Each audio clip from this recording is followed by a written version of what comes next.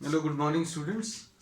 Today in 12th class mathematics, we are continuing with the miscellaneous exercise. We have completed up to question number 11. Question number 12 से start कर रहे हैं. Question number 12 में integration of x cube upon under root of 1 minus x to the power of 8 dx. अब इसको अगर आप ध्यान से देखें तो x to the power of 4 को t लेने से फायदा हो सकता है. क्यों? क्योंकि इसका डेरिवेटिव दिया हुआ है 4x cube is equal to d t by d x, ऐसा लिख सकते हैं, या x cube into d x is equal to d t upon 4, ऐसा कुछ आ जाएगा. अब x cube into d x को डी टी अपॉन 4 लिख लिया, under root of 1 minus x to the power of 4 को टी लिखेंगे तो ये कितना आ जाएगा, x to the power of 8 को हम लोग क्या लिख सकते हैं, x to the power of 4 का होल स्क्वायर, यानी ये आ जाएगा 1 माइनस टी स्क्वायर, ऐसा कुछ आएगा. अब इसके बाद क्या करेंगे, अब इसके बाद इंटीग्रेशन इजी है, तो ये 1/4 है साइन इनवर्स x अपॉन ए, साइन इनवर्स t अपॉन 1, तो ये 1/4 साइन इनवर्स t की value x to the power of 4, ऐसा कुछ आएगा plus c. So this is the answer to question number 12. ठीक, अब इसके बाद क्वेश्चन नंबर 13 देख लो. क्वेश्चन नंबर 13 में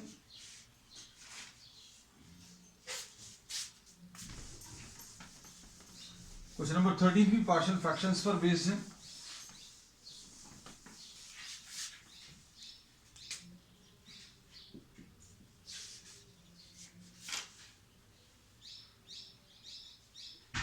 क्वेश्चन नंबर 13 में e to the power of x, integration of e to the power of x upon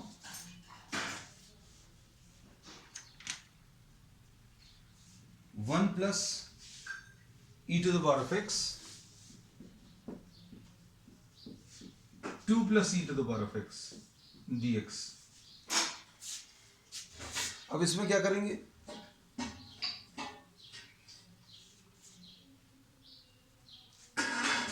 इसमें e to the power of x को t लेने, e to the power of x को अगर t लिया तो क्या आएगा, e to the power of x is equal to dt by dx, ऐसा कुछ मिलेगा. तो e to the power of x into dx जो है dt आ जाएगा. अब ये वैल्यू सब्स्टिट्यूट करो, e to the power of x into dx, इसकी जगह dt आ जाएगा. This is dt upon 1 plus t into 2 plus t.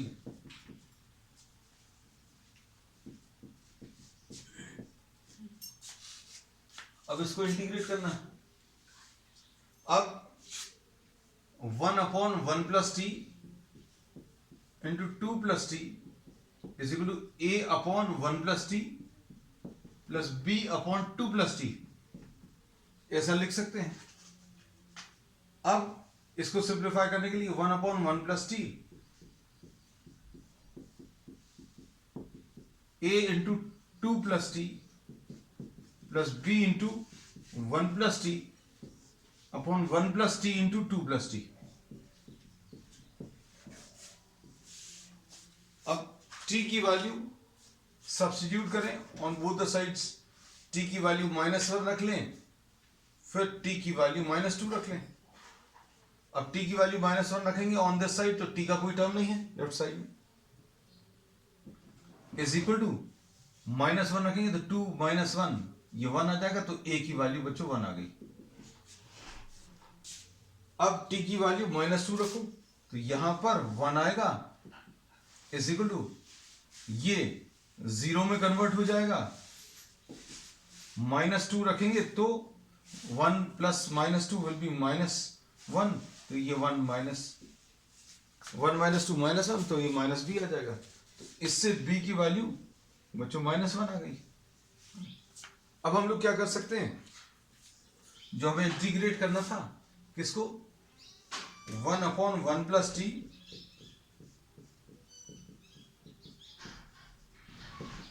इसको अब हम लोग क्या लिखेंगे, a अपॉन, यानी 1 upon 1 plus t minus 1 upon 2 plus T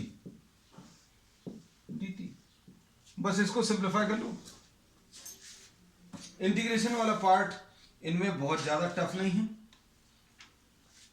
तो क्या मिलेगा, ये log of 1 plus t minus log of 2 plus t plus c, यानी log of 1 plus t log m minus log n को log of m by n लिख सकते हैं। t की वैल्यू इसमें सब्स्टिट्यूट कर दो, t की value e to the power of x है, तो answer is log of 1 plus e to the power of x upon 2 plus e to the power of x and plus c। So this is the answer. अब next question, question number 14।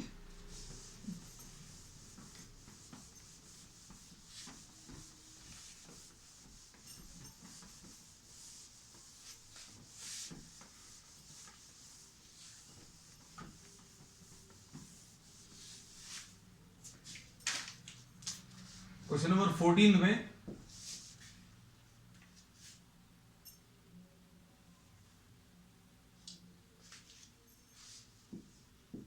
One upon x square plus 1 into x square plus 4।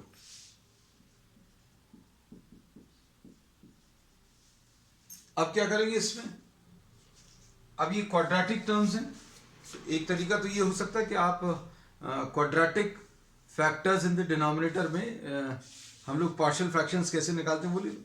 लेकिन अगर सभी जगह x square है, if you are having x square in all the terms, तो आप एक simple substitution use कर सकते हैं, किसमें, फॉर पार्शियल फ्रैक्शंस।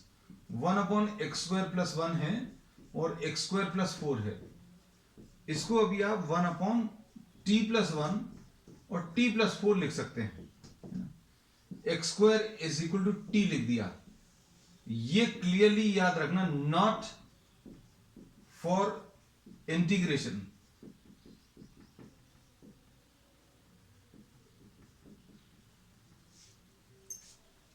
इंटीग्रेशन के लिए नहीं है, only for partial fractions. Partial fractions के लिए अभी हम लोगों ने एक्स स्क्वायर को टी ले लिया, क्योंकि अगर इंटीग्रेशन के लिए यूज करना है x square equal to t, तो 2x आना चाहिए न्यूमरेटर में, but that is not present.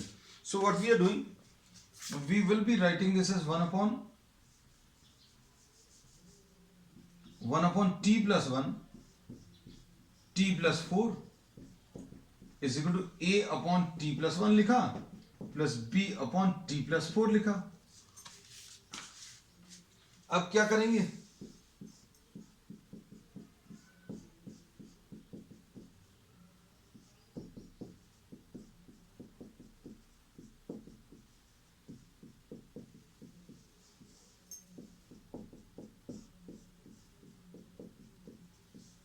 ऐसा कुछ आएगा।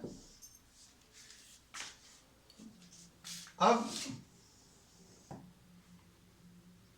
t की वैल्यू सब्स्टिट्यूट करो, substitute any values of t on both the sides to solve for a and b। और जनरली हम लोग ऐसी वैल्यूज को सिलेक्ट करते हैं जिससे one of these factors become zero. जैसे t की वैल्यू -1 रखोगे तो ये जीरो हो जाएगा, t की वैल्यू -4 रख दो तो ये जीरो हो जाएगा। So t equal to -1 on both sides. यहां पर t का टर्म तो है नहीं, तो 1 है, इक्वल टू यहां पर लिख ले रहे हैं 1 equal to a into -1 plus 4।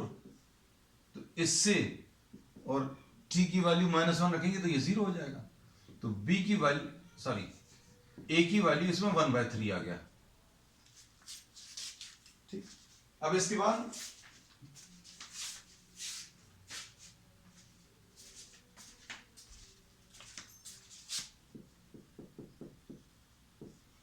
t की वैल्यू -4 रखूं तो 1 equal to a into 0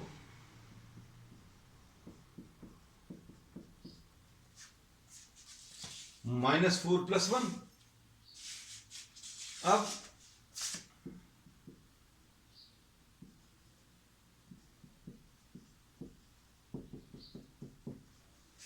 b की वैल्यू क्या -1/3 आ जाएगा। अब क्या करेंगे,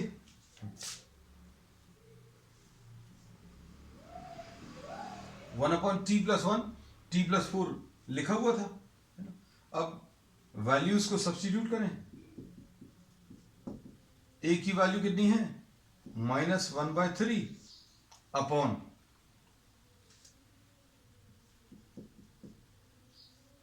a की value is 1/3 sorry, plus b upon -1/3 upon t+4। अब इंटीग्रेशन करना है तो t की वापस वैल्यू रख दो। So the problem is 1/x² + 1, t की वैल्यू x² रख दिया, t की वैल्यू x², ये कितना आ जाएगा, 1/3 x² + 1 प्लस -1/3 x² + 4। बस अब आप इसको इंटीग्रेट कर लो।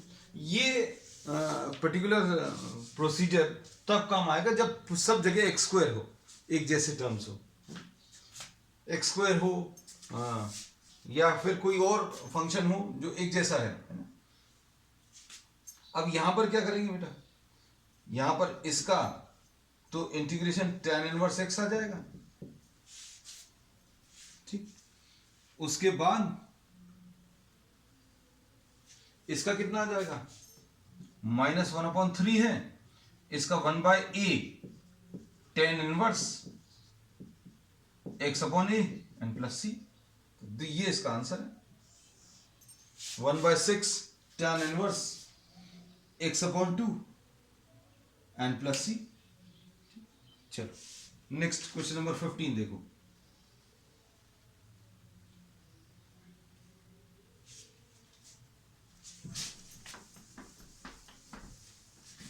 क्वेश्चन नंबर 15 में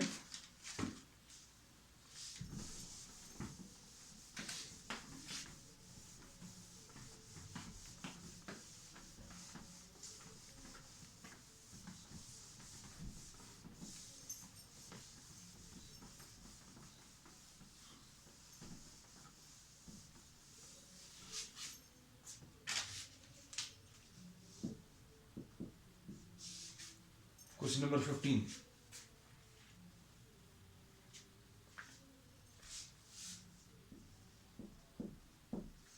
cos³ x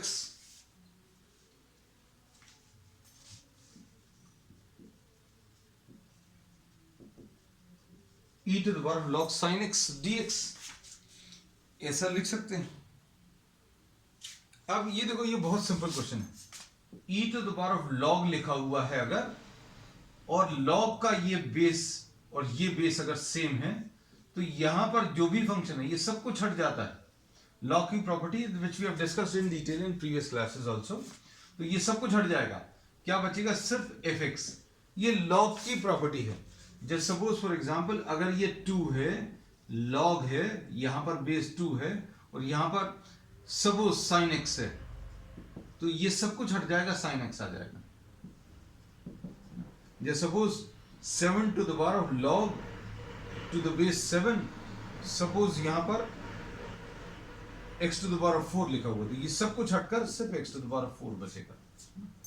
अब यहां पर देखो, ये e⁻ log है, log का बेस स्पेसिफाइड नहीं है तो e है। अब ये बेस और ये बेस सेम है, तो ये सब कुछ हट जाएगा, क्या आ जाएगा, cos³ x × sin x। ये तो क्वेश्चन बहुत सिंपल हो गया। अब इसमें क्या करेंगे, cos x को आप t ले लो। cos x को अगर आपने t लिया तो क्या आ जाएगा, -sin x dx = dt।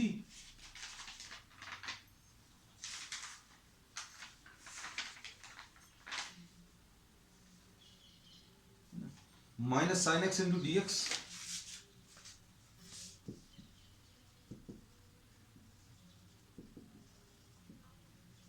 sin x dx -dt आ जाएगा, इसकी जगह -dt रख दें।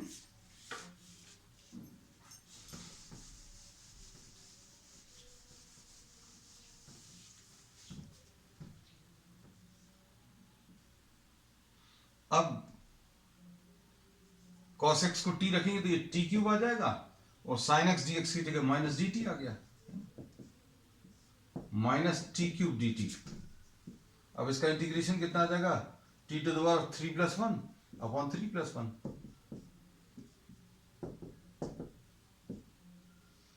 t की वैल्यू cos x to the power of 4। So this is the answer to question number 15।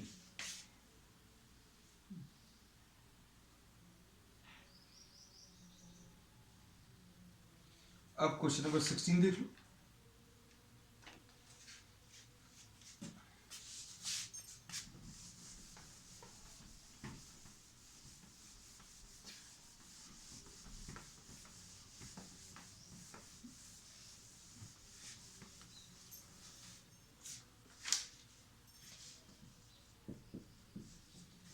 Question number 16 है,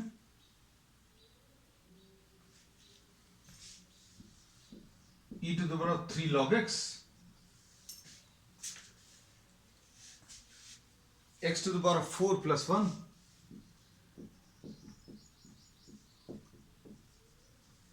dx। सब्स्टिट्यूट करो,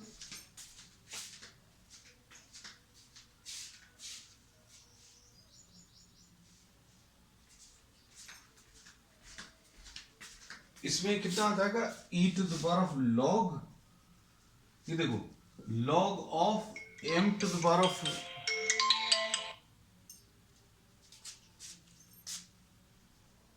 m to the power of n can be written as n log m, या फिर n log m लिखा है तो log m to the power of n लिख सकते हैं। तो देखो e to the power of log x cube, और ये कितना आ जाएगा 1 अपॉन x to the power of 4 + 1। ये टू द पावर ऑफ -1 लिखा हुआ है, ये डिनोमिनेटर में आ जाएगा। अब क्या होगा, e का बेस, ये देखो ये जो पावर, ये जो नंबर है ये पावर में चला जाएगा इस प्रॉपर्टी के हिसाब से। ये n लिखा हुआ है m to the power of n, e और ये log का बेस ये सेम है, तो क्या बचेगा, x क्यूब बचेगा और नीचे क्या है x to the power of 4 + 1। Question बहुत सिंपल है। देखो सर प्रेजेंटेशन पर थोड़ा सा देखने में टफ था, but this is a very easy question. अब सॉल्व करने पर ये कितना आ जाएगा, इसको सॉल्व अगर करना तो क्या आएगा, x to the power of 4 + 1 को आप t लिख लो तो 4x³ dx = dt, x³ dx = dt upon 4। तो ये dt अपॉन 4 आ गया और नीचे t आ गया, तो ये इसका आंसर 1/4 log t हो गया n + c। ये आ जाएगा 1/4 into log of x to the power of 4 + 1 + c। This is the answer। ठीक, ये क्वेश्चन नंबर 16 थे।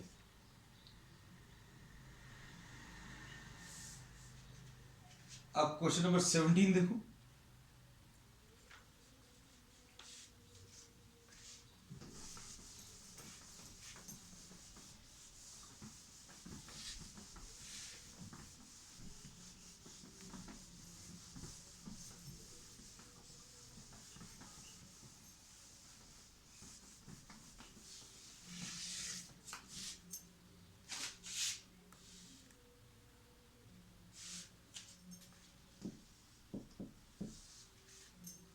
क्वेश्चन नंबर 17 में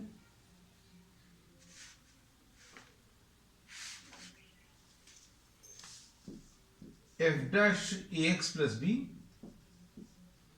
into f ax + b, ऐसा कुछ दिया है। अच्छा, इसके ऊपर to the power of n भी है।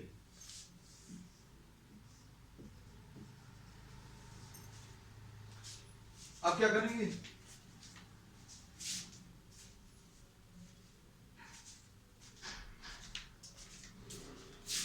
इसमें f of ax + b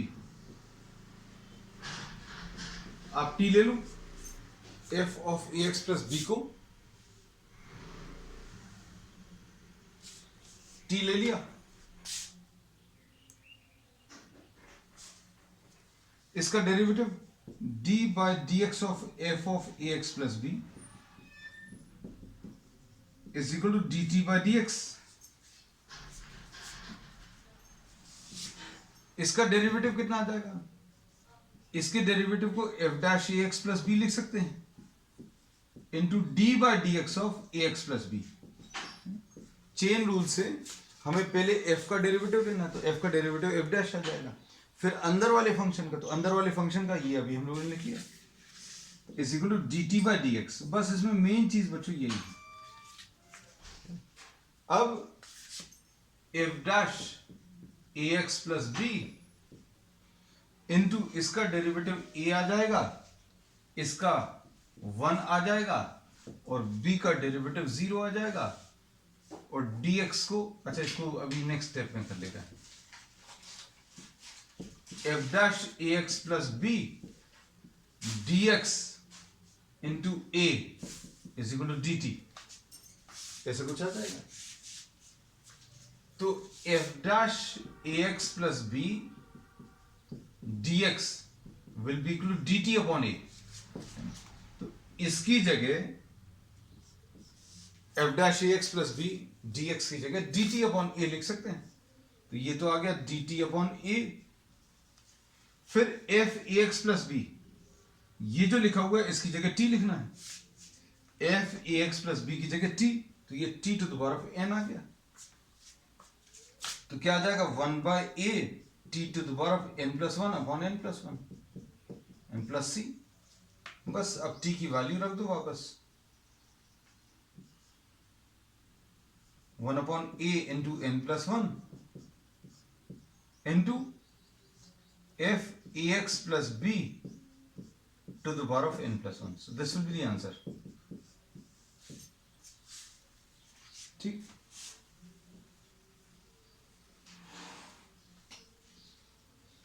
अब नेक्स्ट क्वेश्चन देख लीजिए। ये क्वेश्चन नंबर 17 थे। अब question number 18।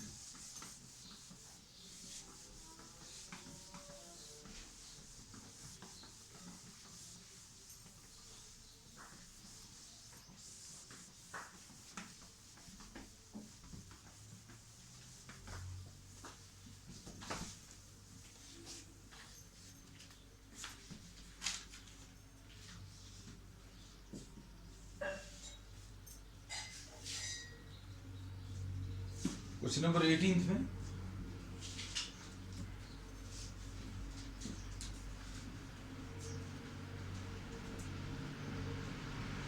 Sign cube x sine x plus alpha D x. अब ये थोड़ा सा ट्रिकी क्वेश्चन है, इसमें क्या करेंगे ये एकदम से क्लियर नहीं होगा। देखो इसका तो अभी हम लोग कुछ नहीं कर पाएंगे। What we try to do, we try to simplify this, क्योंकि ये थोड़ा सा कॉम्प्लिकेटेड टर्म है। ये तो सिंबल है, इसको कुछ और कर नहीं पाएंगे। साइन क्यूब एक्स लिख लिया, इसको sine x cos alpha plus cos x sine alpha, ऐसा लिख लिया। अब इसे अल्फा तो कांस्टेंट है, ये याद रखना। इसमें अल्फा जो है बच्चों दिस इज कांस्टेंट है ना। अब इसमें से अगर साइन एक्स अभी हम लोग बाहर ले लें तो ये sine to the power of 4x आ जाएगा। Sign to the power of 4x का स्क्वायर रूट क्या आ जाएगा, साइन स्क्वायर एक्स आ जाएगा, और साइन स्क्वायर एक्स ऊपर जाकर कोसेक स्क्वायर एक्स बन जाएगा। और इधर पर देखो साइन एक्स से डिवाइड होगा तो ये कॉट एक्स, तो हाँ कुछ आ सकता है। So what we can do, we can take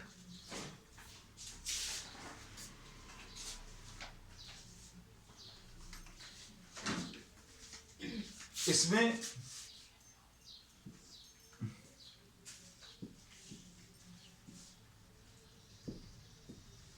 sign x common ले लें इस पूरे टर्म्स में से, साइन एक्स कॉमन ले लें तो यहां पर क्या बचेगा, कॉस अल्फा बचा plus cos x upon sine x बचा और साइन अल्फा बचा। और ये टर्म्स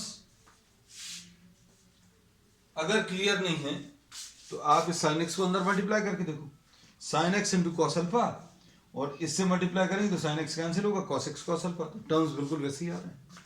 तो ये कितना आ जाएगा, डी एक्स अपॉन, ये आ जाएगा sine cube x into sine x, ये sine to the power 4x, अंदर क्या आ जाएगा, cos alpha plus cot x into sine alpha, ऐसे कुछ है। अब इसको क्या लिखेंगे, डी एक्स अपॉन, ये स्क्वायर रूट के बाहर साइन स्क्वायर एक्स आ जाएगा, cos alpha plus cot x sine alpha, ऐसा कुछ आएगा। अब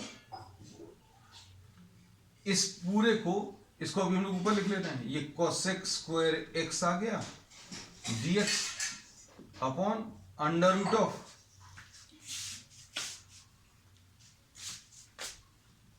cos alpha plus cot x sine alpha.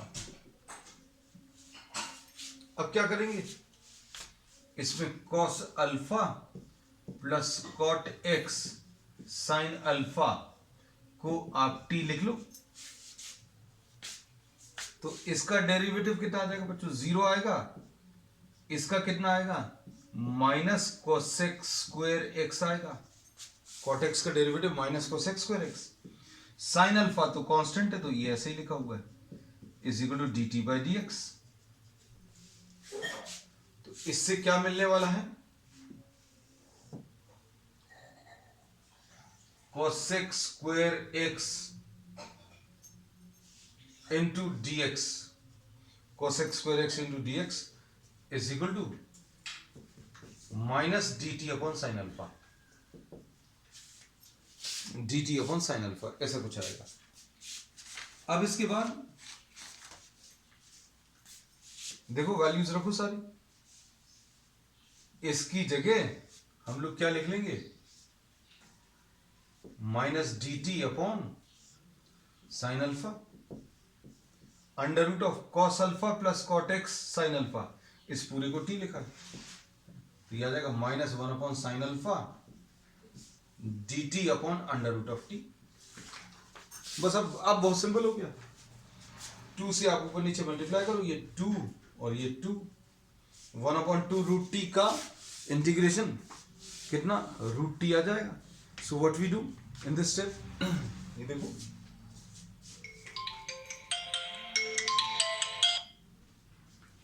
यह आ जाएगा माइनस 2 अपॉन साइन अल्फा, इसका integration will be root t and plus C,